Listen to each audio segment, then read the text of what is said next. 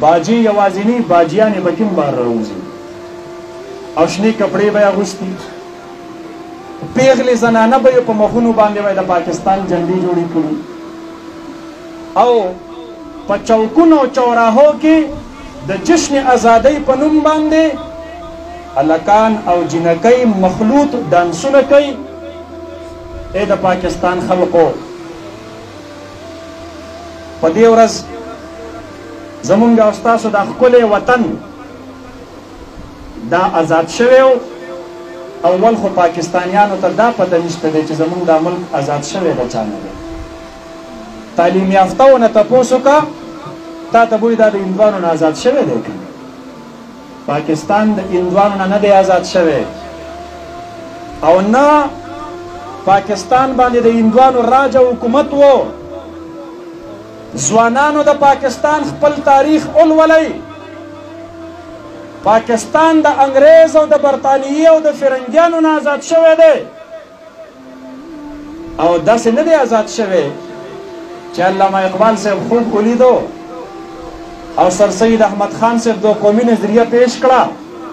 او قائد اعظم محمد علی جناح صاحب په مینار پاکستان کې قرارداد پاس کو په خوبونو لیدلو قراردادونو پیش کولو او نظریو پیش کولو باندې وطنونه آزادېدلی نن به د فلسطین مسلمانانو د اور او د بارودو ترمنځ خپل بچي په غېږو کې نه ګرځول د پاکستان په ازادۍ کې او په جشن ازادۍ کې د پاکستان مسلمانانو هغه شهیدان مه هېروئ کومو شهیدانو چې د فرنګي خلاف د جهاد سنګرونه آباد کړي وو د حضرت شاه ولی الله رحمت الله علیه نه راواخله چې فرنګیانو ورته د انقلابي سوچ او فکر پیش کولو په سزا کې د دواړو لاسو لس واړه ګوتې ورله کټ کړلې چې په کومو ګوتو باندې د قرآن کریم وړومبۍ ترجمه لیکلې شوې وه چې په کومو ګوتو باندې حجت الله البالغه لیکلې شوې وه او بیا د هغې نه وروستو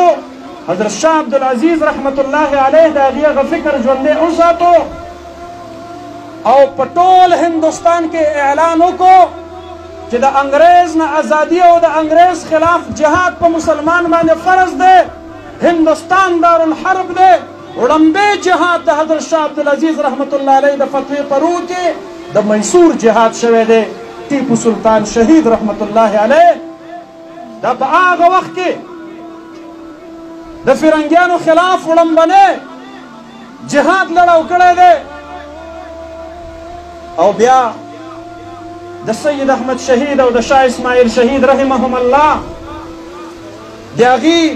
تحریک مجاهدین یو او دوه غزاګانې نه هغې مسلسل خپل ژوند دا د الله رب العالمین په لار کې د دغې خاورې د ازادۍ دپاره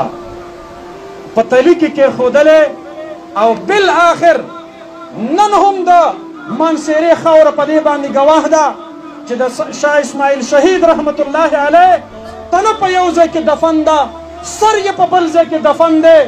جشن ازادي مناوونکو مسلمانانو د خپلو هغې دیندارو مجاهدینو غازیانو تاریخ هیر نه کوي چا چې خپله تنه په ځان له ځای کې دفن کړې ده او کپرۍ او ککرۍ یې په ځان